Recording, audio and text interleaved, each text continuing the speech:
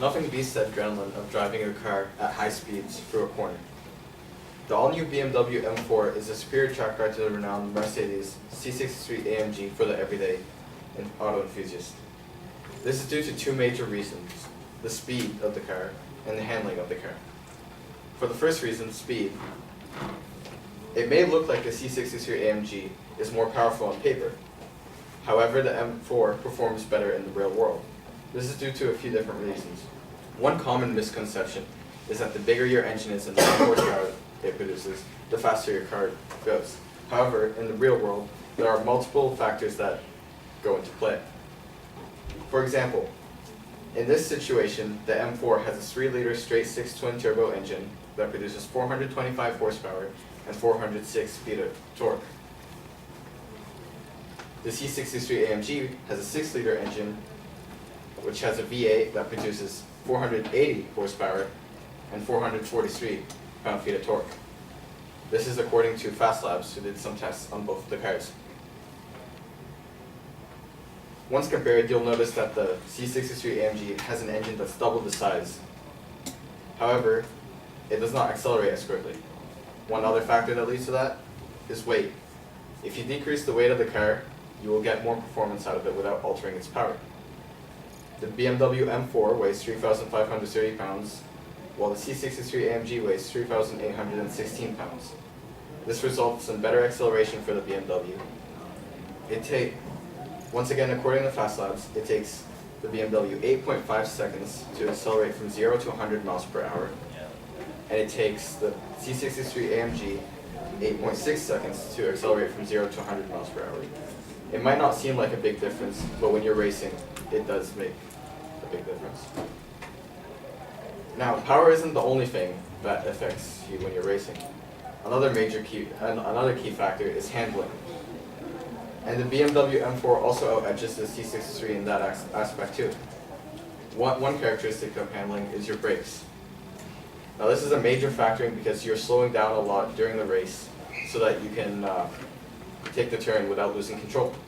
The faster you can slow down, the faster you can continue on taking the turn afterwards. The BMW M4, according to a test by Edmunds, the BMW M4 stops from 60 miles per hour to 0 in 106 feet, while the C63 AMG takes 112 feet to do the same thing. Other key factors are tires, body stiffness, which have a lot to do with parts that the companies decide to use in their cars, but that gets really complex, so for now we'll focus on just the tires.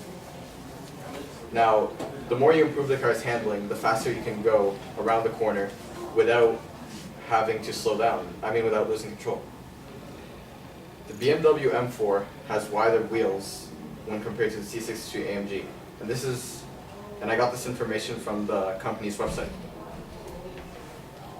Wider wheels allow you to have more grip and allow you to sustain faster speeds without losing control. This causes the M4 to have better handling overall, which results in better track times. As we can see by the track times, the BMW M4 is the superior car once it comes to track racing because it is faster and it is better at handling. The BMW M4 was able to go around the Nürburgring, a famous track in Germany, in 7 minutes and 52 seconds, while the C63 AMG was able to do it in 8 minutes and 1 second. This is again from testing from Fast Labs. Overall, the BMW M4 is the superior track car because it is faster and has better handling. Thanks.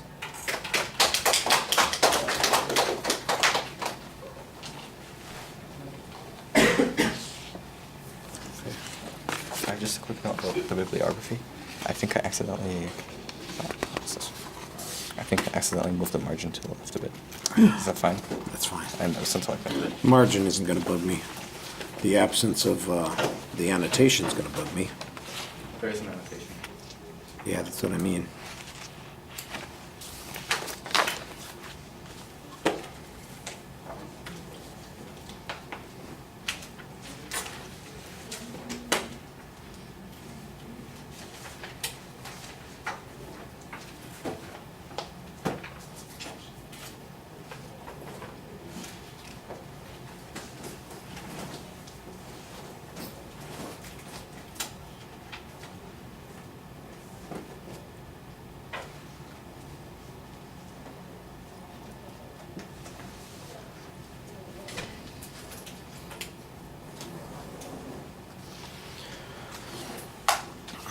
All right, Daniel, the proposition is identified. I think you need to give us a little bit more context as you get into the argument, and then you also need to be consistent about the identification of the cars. I think that a good way to simplify this, identify the cars with the numbers at the beginning, but also identify them with the I was about to say brand, the make, the manufacturer, you know. It's basically a BMW versus a Mercedes. That would be so much easier than hearing the numbers every time, because the numbers every time are a little confusing. So at the beginning, identify them with the maker and the numbers, and then I think keep it simple for the rest of the speech. You know, just say we're going to talk about them as the Mercedes and the BMW, and that'll be easier because you've got a lot of numbers that you're dropping here. You've got, you know, mile, you know, stop rate, torque, horsepower, engine size, wheel size, braking patterns, speed on the track. I mean, there's just a bucket load of numbers, and every time the M4 number comes up or the other number comes up, it's like, wait, what was that? You know, you need to slow down a little bit and simplify the claims. So that's a little bit of a problem. All right, so it makes it a little harder to follow than we want it to be. But I think you got good credibility here because you got a lot of good evidence on the argument. I do need to know why we're having this argument still a little bit more. What's controversial? Who are the advocates of the Mercedes over the BMW? Why, you know, give us a little bit more reason why we have to confront this issue so that you know, people who don't know anything about this, which is probably the vast majority of us, will be able to understand why we're listening to this information.